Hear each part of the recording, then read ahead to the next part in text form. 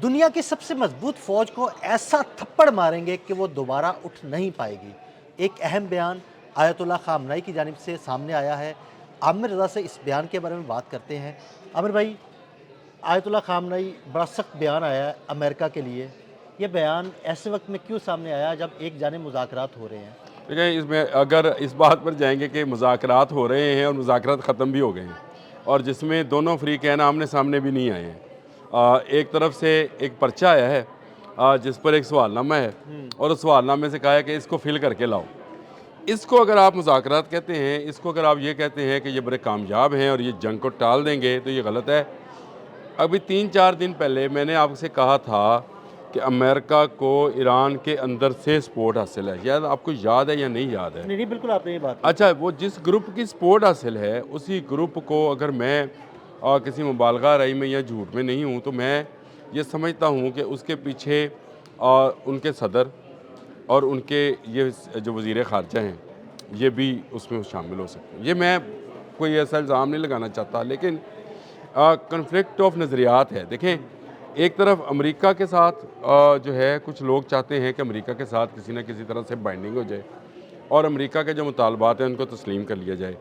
अली खामनई ने कल एक पब्लिक प्रोसेशन, एक पब्लिक प्लेस था जहाँ पर उन्होंने मुलाकात की सैकड़ों हज़ारों लोगों से, और उसमें उन्होंने कहा कि अगर जो है अमेरिका जंग चाहता है तो फिर जंग है, और अमेरिका की इतनी बड़ी फ़ौज को ऐसा ऐसा थप्पड़, जिस तरह से आपने लफ्ज़ इस्तेमाल किया है, उन्होंने कहा कि उनको ऐसी सुबकी उठानी पड़ेगी और ऐसी शिकस्त होगी कि ये दोबारा उठ नहीं सकेगी। और ये बात मैं हमेशा कहता हूँ कि अगर छोटी ताकत बड़ी ताकत को मार ले तो बड़ी ताकत में फिर वो दमखम सारी ज़िंदगी, जैसे अब भारत में आप जो मर्ज़ी कर लें, भारत में वो दमखम नहीं रहा। नहीं रहा, और वो भारत आइंदा के हाथ आइंदा से कोई भी हरकत करने से पहले कुछ 100 दफ़ा सोचेगा। सर, जंग मई में शिकस्त के बाद भारत के हाथ से बांग्लादेश गया, नेपाल गया, भारत के हाथ से क्रिकेट निकल रही है। चले, ये एक अलग स्टोरी है, वो अलग से कर देंगे।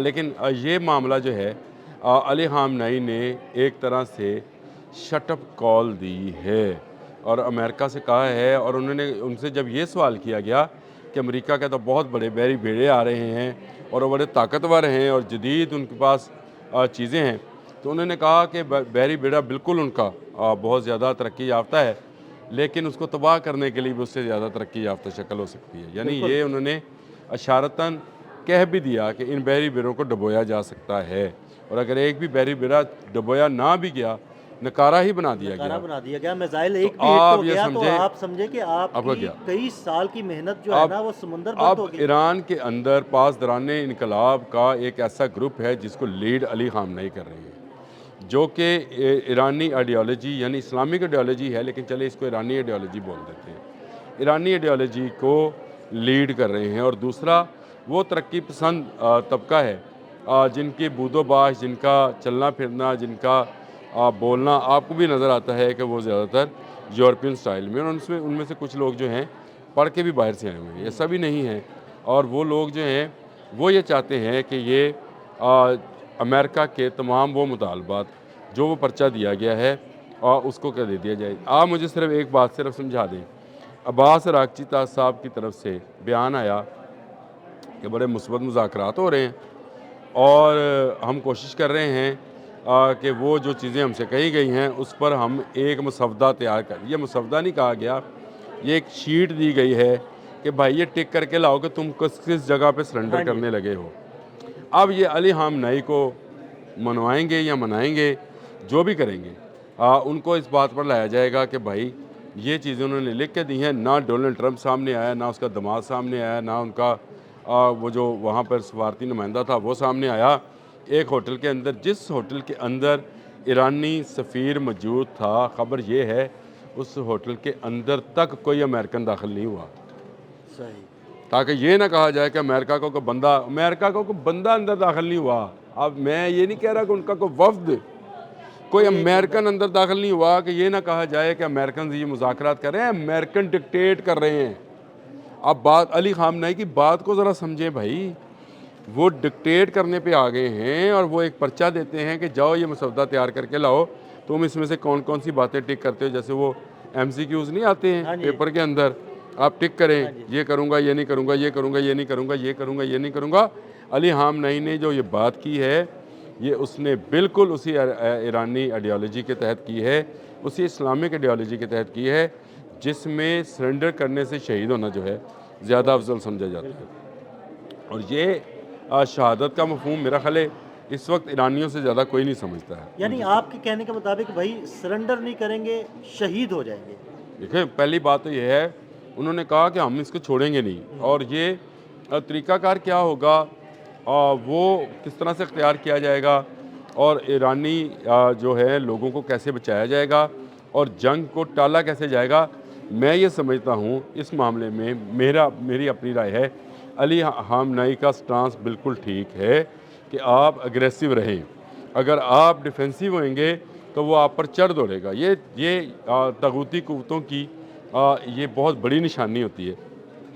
ये जब चढ़ते हैं तो इस तरह से चढ़ते हैं कि जैसे आज वो सब कुछ तहो बाला कर देंगे, और जब इन पर आगे से कोई खड़ा हो जाए इनके सामने तो ये भागना शुरू हो जाता है। अब भाई ये वही मिसाल है कि मोहल्ले का कोई बदमाश होता है ना, जो लोग बेचारे कमज़ोर होते हैं उन पर जुल्म उठाता रहता है, उनको धमकियां देता रहता है, अगर कोई आगे से खड़ा हो जाए तो भीगी बिल्ली बन के भाग जाता है। देखिए मैं आपको बताऊं, 1 लाख की फ़ौज थी खालिद बिन वलीद के मुकाबले में रोमन्स की, और 10,000 खालिद बिन वलीद की फ़ौज थी, जिसको लेकर वो एक टुकड़ी लेकर, वैसे तो 30,000 थे लेकिन वो अपनी 10,000 की टुकड़ी।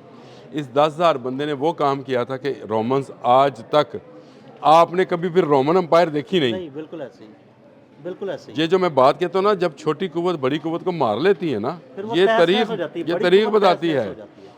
बताती है भाई कि छोटी कुव्वत जब मार लेती है तो उसके मुझे सिर्फ मैं मिसालें, आप शायद समझें मैं बात लंबी करता हूँ लेकिन मिसाल देना बड़ा ज़रूरी है आप लोग। हमारे हिस्से को देख लें, छोटी कुव्वत आई उठ के उसके साथ अलेक्जेंडर के साथ, क्योंकि मैं उसको ना सिकंदर कहता हूँ ना आज़म कहता हूँ, अलेक्जेंडर के साथ आई, छोटी कुव्वत थी, उसने मार लिया और पूरा इंडिया जो है उसके सामने सरजगू हो गया।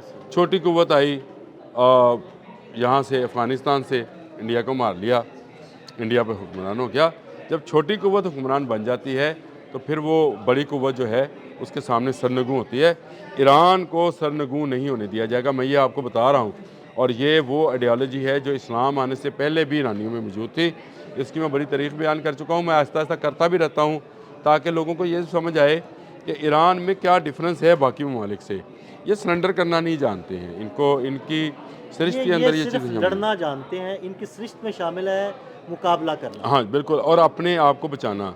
ये आप बाहर भी नहीं जाना चाहते, यानी किसी और मुल्क पे कब्ज़ा भी नहीं करना चाहते हैं, लेकिन ये अपने मुल्क के अंदर रहते हुए करना चाहते हैं। अली खामनेई ने मेरे ख्याल से इन मुज़ाकरात पर ठोकर मारी है, और ये आने वाले दिनों में आपको पता चलेगा कि ये जो मॉडरेट ग्रुप है वो क्या चाहता है, और ये जो जिसको कहेंगे कि इस्लामिक आइडियोलॉजी के साथ जुड़ा हुआ ग्रुप है ये क्या चाहता है। ये बड़ा वाज़िया फ़र्क जो है, ये तफरीक जो है ये आपको नज़र आना शुरू होगी। लेकिन मेरा वो जो मैंने जो बयान किया था 3-4 दिन पहले कि एक ग्रुप अंदर मौजूद है, ये चाहता है कि अमेरिका के साथ मामला तय कर लिए जाएं और फिर अमेरिका और इजराइल के साथ किसी एक माहदे पे पूरा उतरा जाए ताकि ईरान के लोगों को जो है आसानी हो, नहीं तो मुश्किल आएगी।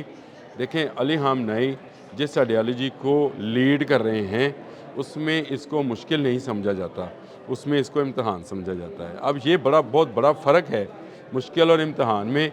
मुश्किल में इंसान फंसता है और इम्तहान में इंसान पास होता है, निकल जाता है, तो फिर उसके लिए खुशहाली आ जाती है।